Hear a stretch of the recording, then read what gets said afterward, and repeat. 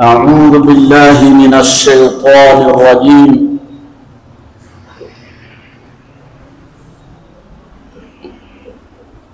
ولا تقربوا الزنا إنه كان فاحشة وساء سبيلا ولا تقتلوا النفس التي حرم الله إلا بالحق ومن قتل مظلوما فقد جعلنا لوليه سلطانا فلا يسرف في القتل إنه كان منصورا ولا تقربوا مال اليتيم إلا بالتي هي أحسن حتى يبلغ أشده وأوفوا بالعهد إن العهد كان مسؤولا. Baada ya kumshukuru Mwenyezi Mungu Subhanahu wa Ta'ala na kumtakia rehema na amani kipenzi chetu mtume wetu Muhammad sallallahu alaihi wasallam, ikhwatul aizza, Mwenyezi Mungu Subhanahu wa Ta'ala anatuambia katika kitabu chake kitukufu, wala taqrabu zina, wala musikurubie zina, muepukane nayo, musikurubie na muepukane na zile zenye kuwapelekea kwenda kufanya zina. Innahu kana, sababu ya zina, fahishatan, ni uchafu, wasaa sabila, na ni njia mbaya kabisa. Innahu kana fahishatan, kinga zina ni madhambi makubwa, wasaa sabila, na ni njia mbaya kabisa. Ikhwatul aizza, Mwenyezi Mungu Subhanahu wa Ta'ala atuonyesha tusikurubie zina, na hii ni ablagh kusema wala taqrabu zina, ni ablagh kuliko kutuambia la taznu. Sasa hapa huwa yatupata faida kwamba kukatazwa muqaddimati zina, zile changulizi za kumpelekea mtu kwenda kufanya zina,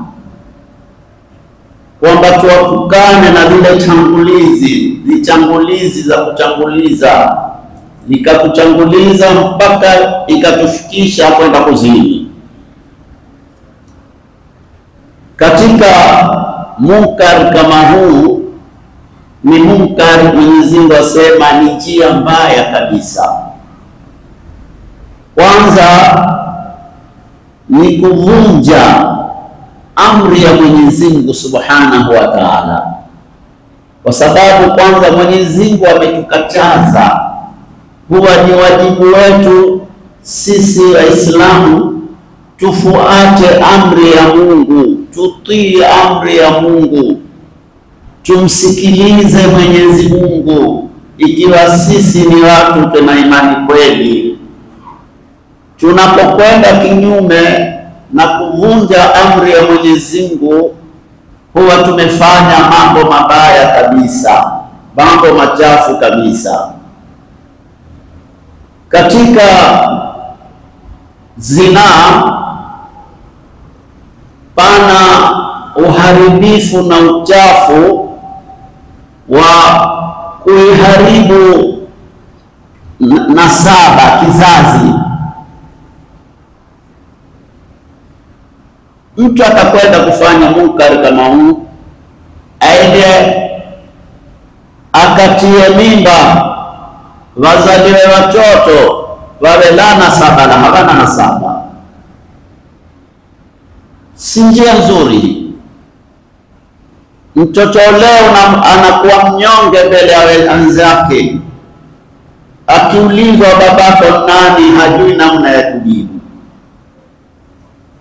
Njia mbaya, si njia nzuri. Pana kuvunjiana heshima katika munkari kama huu.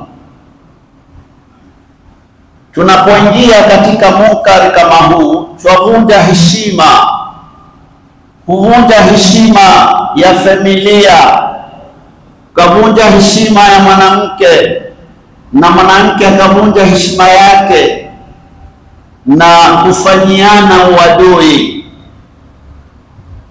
Kisha katika munkari kama huu unatuletea mambo mazito, mambo magumu, intisharul amrad, kuenea magonjwa. Angalia magonjwa yaliyotapakaa ya azina. Watu wamekwenda mbele za haki kwa kumshitakia Mungu. Ni wanawake wangapi walotulia majumbani wameolewa na waume wao, wakawa wenyewe wamejichuliza kutunga heshima zao. Waume kama wale wakawaenda kona huku na huku, wakapata magonjwa, wakaja wakambandika ule mwanamke mke wake aliyoko ndani ya nyumbani, akawa ni kuondoka ulimwenguni kwa dhulma na huku yualia. Ni wanawake wangapi leo walokufa kwa magonjwa yaliyoingia ya azina kwa kupewa na waume wao, na wao ili hali ni wanawake walotulia. Ni wanaume wangapi walouawa na wake zao, wanaume waliotulia wenyewe. Wanawake wakawa ni kuzunguka kwenda huku na huku, wakayapata magonjwa haya mabaya, wakawapa waume wao, na waume wao wakaondoka ulimwenguni na huku hulia. Innahum kana fahishatan wa saa sabila. Ni njia mbaya ambayo hutupeleka sisi, itatupeleka katika moto wa Jahannam. Ndio utaona Mwenyezi Mungu ametukataza tusikurubie zina, hasa na zile vitangulizi zake, zile asbabu zina. Moja katika sababu zinazotupelekea sisi kuingia katika munkari kama huu ni an-nadharu ila al-mar'ati al-ajnabiyya, kumtizama mwanamke ambaye unayefaa kumwoa, ukawa wewe ukimwona wapeka majibito lako. Kuna kule ghafla tu ukamwona ito pale, mara pili usiregeshe tena, ukiregesha tena mara pili mkusudi. Sasa lakini ukae umwangalie kuanzia kitwa mpaka unyayo wake, kisha ukisha kumwangalia pengine naye akuangalie, ucheke naye acheke.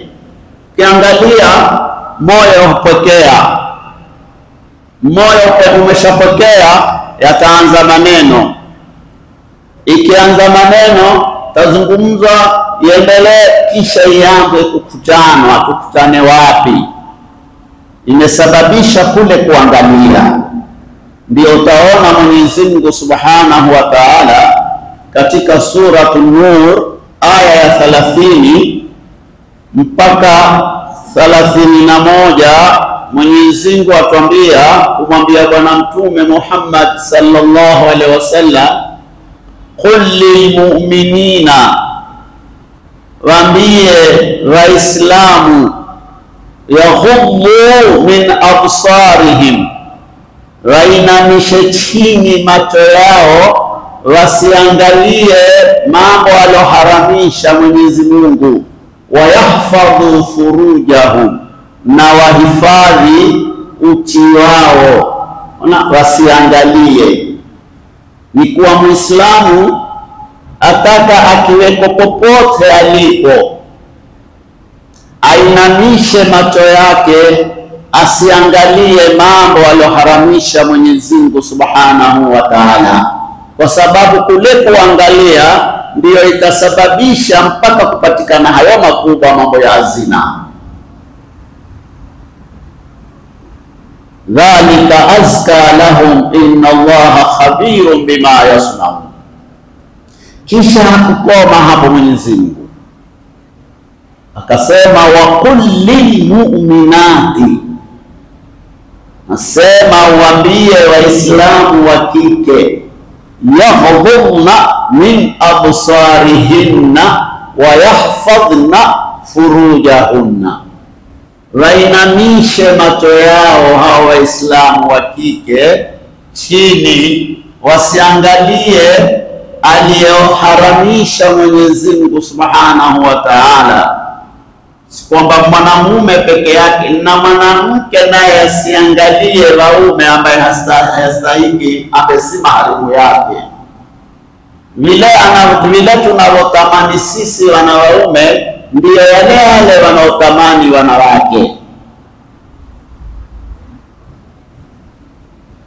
Wala yubdina zinatahunna, wasidhihirishe vingo wao wakaziacha wazi, illa ma dhahara minha, isipokuwa zile zilokuwa wazi.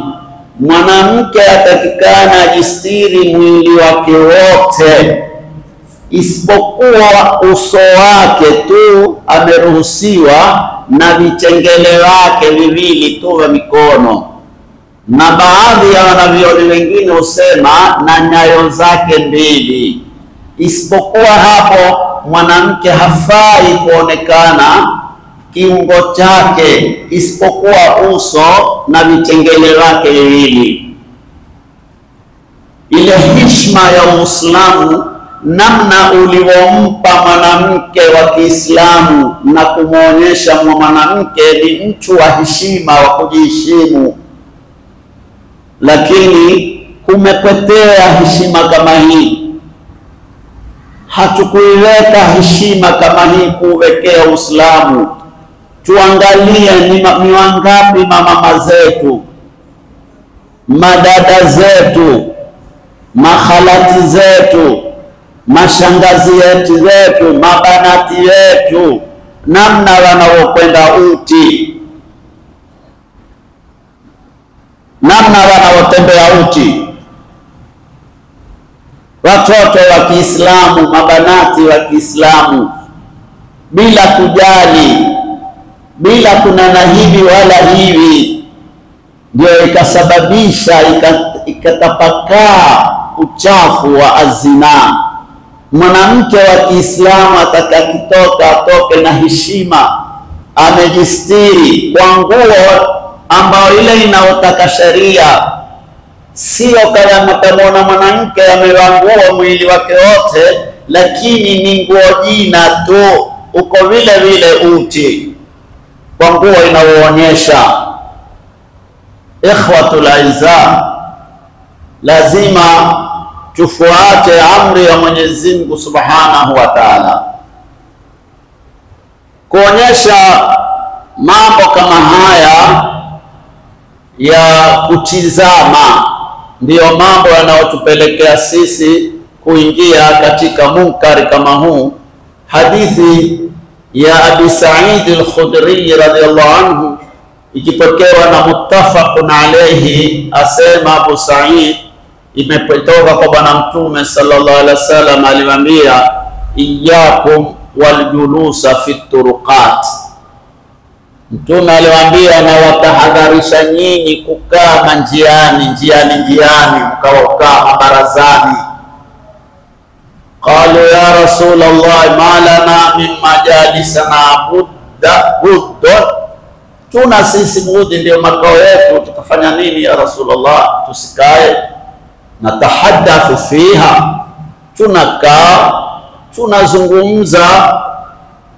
Faqala Rasulullah sallallahu alaihi wasallam, Bwana Mtume sallallahu alaihi wasallam akawaambia, fa idha abaitum illa almajlisa, mkiwa hamuna budi wa kukaa manjiani, fa'atu tariqa haqqahu, ipeni njia haki yake.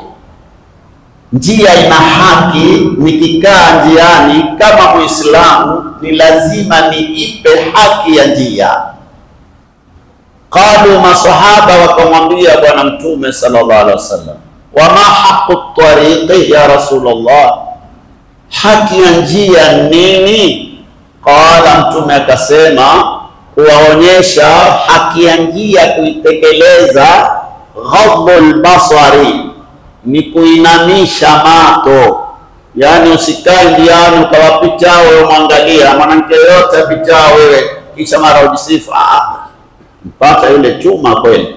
Siwe hiyo Muislamu, ipe njia haki yake, usiangalie aliyoharamisha Mwenyezi Mungu Subhanahu wa Ta'ala. Wakafu adha, na kujiziwilia na maudhi. Sikae njiani ukawaudhi, watukana, wapiga watu, wale kadhaa tabu ina hii kelele, wamuudhi huna huu. Waraddu salam, na kuregesha salamu. Tubudia assalamu alaikum wa alaikumus salam. Lakini haya tabia hizi njema za Kiislamu sisi Waislamu tumeziwata. Tumekotaenda kushika tabia ambao si zetu, ndio wamezitukua wao. Wale ambao si katika sisi wamezitukua zile tabia zetu, na sisi tumezitukua zile tabia zao. Raddu salam, uregeshe salamu. Na Muislamu umepita na Waislamu wenzako, pigie salamu, assalamu alaikum wa rahmatullahi wa barakatuh. Na wewe kama Muislamu ujibu salamu kama ile kunijia Muislamu mwenzako. Lakini utapita upige salamu, jamaa mimi na wankoa, wankoa kumsalamu salamu, unasikia tabu, hata usikie akilini kama Waislamu wamekaa, Waislamu wenzako wamekaa, mambo poa, manake moto ale mambo moto poa. Islamu salamu, piga salamu, assalamu alaikum wa rahmatullahi. Ndio mafundisho tulofundishwa na Uislamu, ndio maamkuzi yetu. Mwambie mtu amani juu yenu, ambao maamkuzi haya ndio maamkuzi mpaka peponi.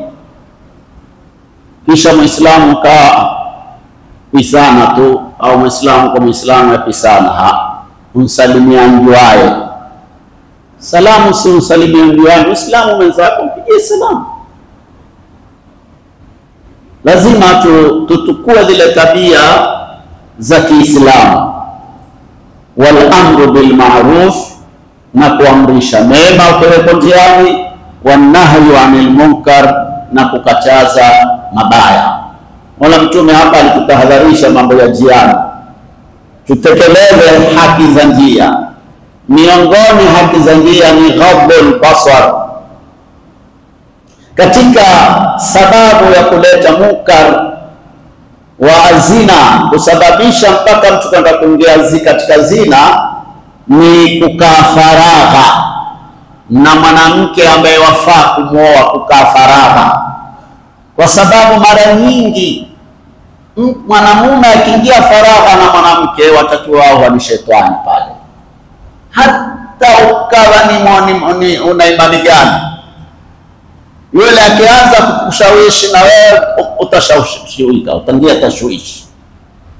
Haya ndio yameleta uharibifu na umundifu.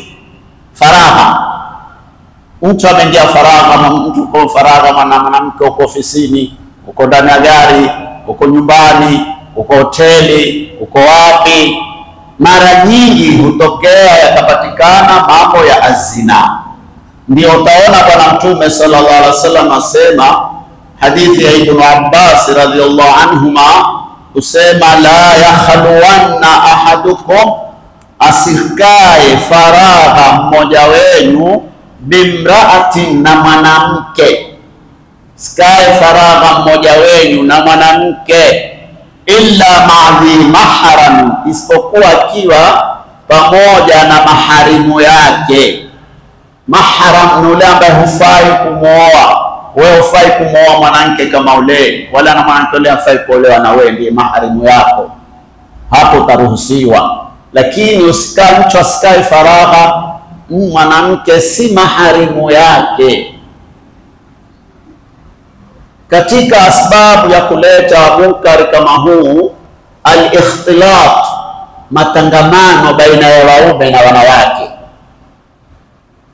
huleta munkarat, huleta munkar wa azina.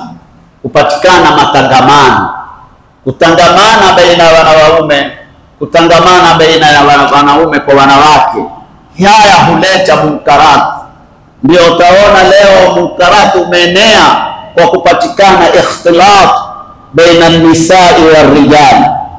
Na ndio kaona sharia kila jambo ambalo la kutupelekea kuingia katika munkar wa azina imeweka mipaka. Na Muislamu ni mtu wa mipaka, ni mtu wa miko. Islamu haendi kwenda atakao yeye. Islamu amewekewa mipaka. Hivi kwenda hivi, sende hivi, fanya hivi, sifanye hivi. Na sababu nyingine ni wanawake kutojisitiri, tabarruj, kudhihirisha miili yao, kuwa uchi. Ulimwengu tulionao, hata mtu asemeje, afanyeje, uchafu umetapakaa kila mahala. Upite, huna barabara ambayo utapita utasalimika. Huna barabara ambayo utapita ambayo utasalimika. Leo katika mwezi mtukufu wa Ramadhani, badala kuheshimu mwezi mtukufu wa Ramadhani, hatujali kamwe. Ikifika mambo ya usiku, ziko barabara hazipitiki. Na sisi ni Waislamu, na twadai na sisi ni Waislamu. Mimi ni baba, wewe ni mama, wewe mimi na watoto, wewe na watoto, mtotolee mabanati watoke usiku, wenda hawajui wenda wapi, utembelewa huku kwa wanaume, mabarobaro, bala. Hatumuogopi Mwenyezi Mungu Subhanahu wa Ta'ala. Lau kama tulikuwa tumuogopa Mwenyezi Mungu Subhanahu wa Ta'ala, hayawezi kutokea mambo kama haya. Bwana Mtume sallallahu alaihi wasallam kuonyesha zina ni kitu kibaya na kichafu. Mlana mmoja alikuja kwa Bwana Mtume sallallahu alaihi wasallam, kama ilivyokuja hadithi ya Abi Umama, anna fatan shaban ata an-nabiy sallallahu alaihi wasallam faqala ya Rasulullah idhan li bizina. Ule mvulana alikuja kwa Mtume akamwambia, ya Rasulullah, nipa ruhusa niende kafanye zina, uchafu wa zina. Amwambia Bwana Mtume sallallahu alaihi wasallam, nipa ruhusa kafanye zina. Mtume sallallahu alaihi wasallam ni kiongozi, ni mwalimu, ni mlezi, aloletwa kutuongoza njia nzuri na kutulea malezi mazuri. Aliposema maneno haya, watu wakawa wamesimama kumkemea, nini wewe, maneno gani kama hivyo? Mtume sallallahu alaihi wasallam akamwambia mwacheni. Njoo, fundisho mazuri, kiongozi mwema, kiongozi mwenye maadili mema, aliyokuja na maadili mema na kuwafundisha watu mazuri na kuonyesha mtu ukiwa ni mjinga au amefuata jambo siwe kali. Mpe mafundisho, mweleze, mpe taujihi kwa njia nzuri. Mtume sallallahu alaihi wasallam akamwambia njoo, akakurubia kwa Mtume sallallahu alaihi wasallam, akawa karibu na yeye, akamwambia keti, akakaa. Mtume sallallahu alaihi wasallam akamwambia huyu mvulana, umpa mafundisho, afundishike, ajue kwamba jambo hili si jambo zuri. Akamwambia atuhibbuhu li ummik, wapenda wewe zina kwa mamako wafanyiwe? Wewe utakapokwenda kuzini, nikupe ruhusa na kuuliza, wapenda wewe zina afanyiwe mamako jambo hili? Faqala la wallahi ja'alani Allahu fidaka, na hapa kwa Mwenyezi Mungu sipendi afanyiwe mamangu. Mwenyezi Mungu alifanya ni kombozi yako kukomboa wewe mimi Mtume, sipendi zina wafanyiwe mamangu. Qala, Mtume akamwambia walan nasu yuhibbunahu li ummahatihim, ikiwa wewe hupendi mtu aende akafanye zina na mamako, basi na watu na wao hawapendi kufanywa zina na mama zao. Mtu aende kazini na mama yao kama wewe hupendi. Ikiwa wewe atukia na mwenzako naye hutukia jambo kama hili. Kisha Mtume sallallahu alaihi wasallam akamwambia atuhibbuhu libnatika, wapenda mtu afanye uchafu wa zina, alale kwa njia ya haramu na mtoto wako na binti yako, wapenda wewe? Qala la wallahi ya Rasulullah ja'alani Allahu fidaka, sipendi, na hapa kwa Mwenyezi Mungu sipende, Mtume wa Mwenyezi Mungu, Mungu alifanya mimi ni kombozi wako, kukukomboa mimi niwe kombozi. Kuna jambo limetokea nataka nikombolewe, mimi niwe kombozi yako, sipendi. Mtume sallallahu alaihi wasallam akamwambia wala nasu yuhibbunahu libanatihim, wala watu pia na wao hawapendi kufanyiwa uchafu mtu kwenda kulala na mabanati zake. Watu hawapendi pia uchafu kama hii, kama unaotukia kwa binti yako na mwingine naye hutukia jambo hili kwa binti yake. Afatuhibbuhu li ukhtika, wapenda kwa dada yako afanyiwe zina uchafu, mtenda dada wale naye kwa njia ya haram? Qala la wallah ja'alani Allahu fidaka, sipendi. Qala wala nasu yuhibbunahu li akhawatihim, wala watu pia hawapendi kufanyiwa uchafu wa zinaa kwa madada zao kama wewe unavotukia kwa dada zao. Qala afatuhibbuhu li ammatika, wapenda kwa shangazi yako afanyiwe mambo haya zina? Qala la wallahi ja'alani Allahu fidaka, Mtume akamwambia wala nasu yuhibbunahu li ammatihi, watu pia hawapendi kufanyiwa kwa mashangazi yako.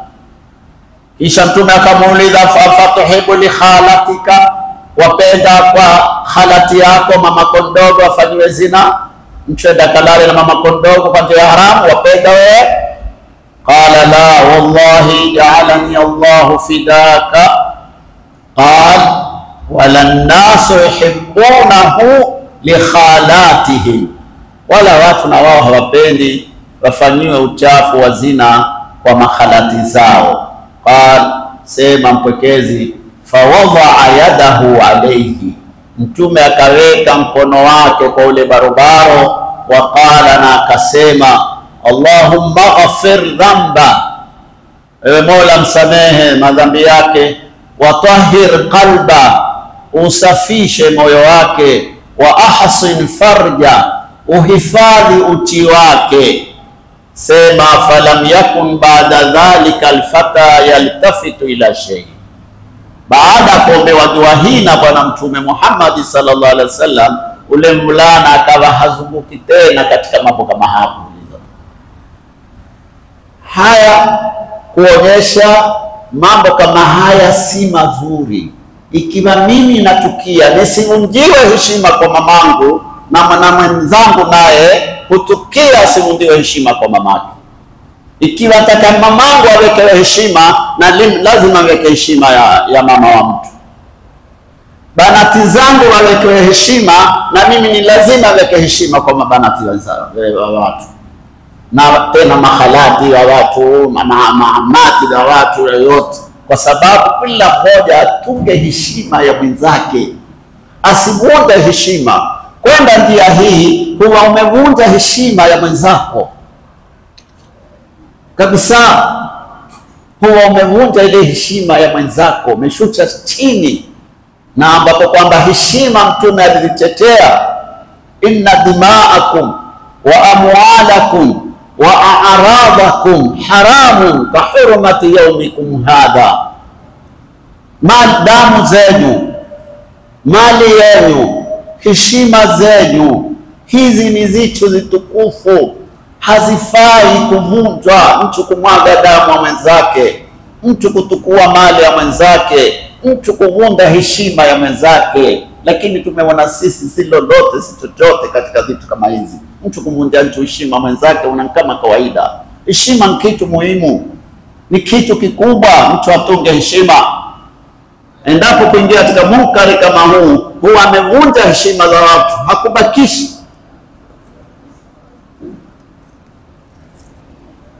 Innahu kana fahishatan wa saa sabila, zina ni madhambi makubwa na ni njia mbaya.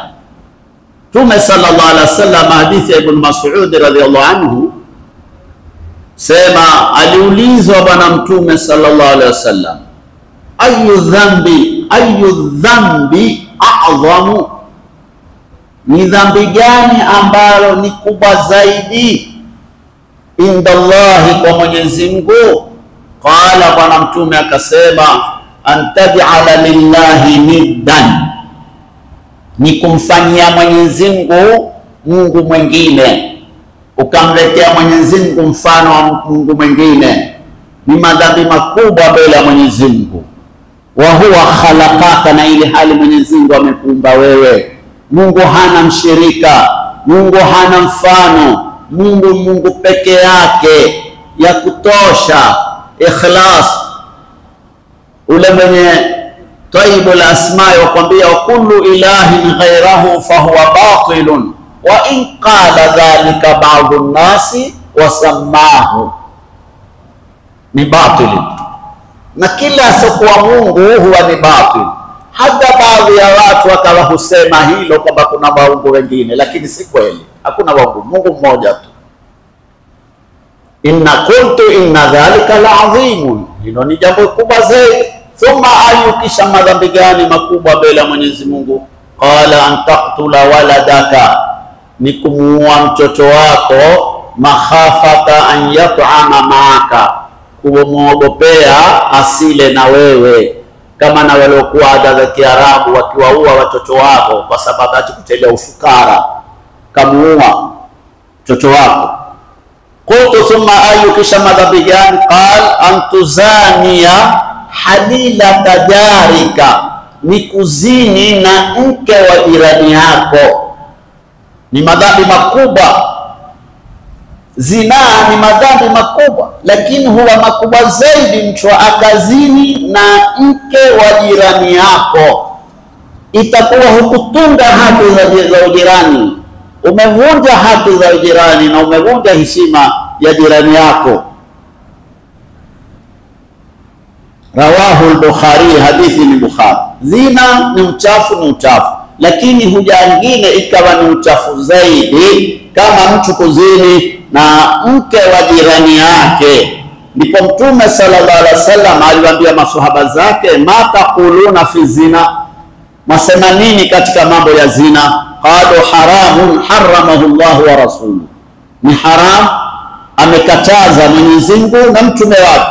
Fahuwa haramun ila yaum al-qiyama, hiyo ni haram mpaka siku ya kiyama.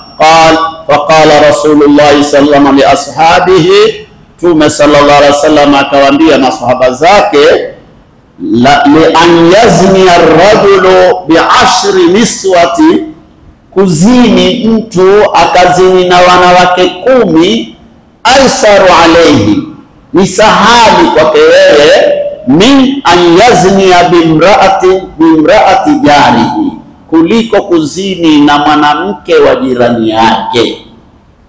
Si kwamba nini kuzini na wanawake 10 ni jambo sahali, pia kidogo wa sahali, kuliko kwenda kuzini na mwanamke wa jirani yako. Ni zito zaidi, ni baya zaidi, ni hatari zaidi. Rawahu al-Imam Ahmad wa ruwatuhu thiqatun wa Tabrani fi al-Kabir wal Awsat. Ikhwatul aizza, mambo ya zina ni mambo mazito, ni mambo magumu, ni mambo huleta taabu kama tulivyoeleza katika mujtamai, huharibu ule mujtamai, ukafanya mujtamai fasida. Kwa hiyo madhambi kama haya lazima tuepukane kwa njia yoyote. Hakuna njia iliyotolewa Uislamu ulotoa kwamba twende kazini. La, Uislamu umeweka watu waoe, na moja katika kupunguza zina watu punguze mahari, wasiweke vikwazo. Kuna mabarobaro wengi wamejaa wataka kuoa, lakini ukiangalia mahari yaliyowekwa majumbani, wasichana wamejaa, madada zetu watakuolewa, lakini tumeweka vikwazo na shida na nini. Na Uislamu ni dini yusrun wa sahula, dini ya usahali. Tupunguzeni, tuondosheni hizi vikwazo. Hata sisi wenyewe family, angalie wewe baba, kama mimi baba, najua katika familia yangu na mtoto wa ndugu yangu, wa dada yangu, na mtoto wa shangazi yangu na khalati yangu, najua mtoto wa dini nzuri na tabia zake sawa, kakuonesha ndio kuozeshe binti yangu, wala hakuna aibu. Sasa bora tu angalieni mtu wa dini, mtu wa kisawa. Ndio Uislamu uangaliao, angalia dini na tabia zake, mtu kwa tabia vipi, dini yake iko vipi, ozeshe, Mwenyezi Mungu atawatilia baraka. Ni moja katika kuondosha uchafu wa huu wa azina. Mwenyezi Mungu atujalie min alladhina yastami'una alqawla fayattabi'una ahsana. Wassalamu alaykum wa rahmatullahi wa barakatuh.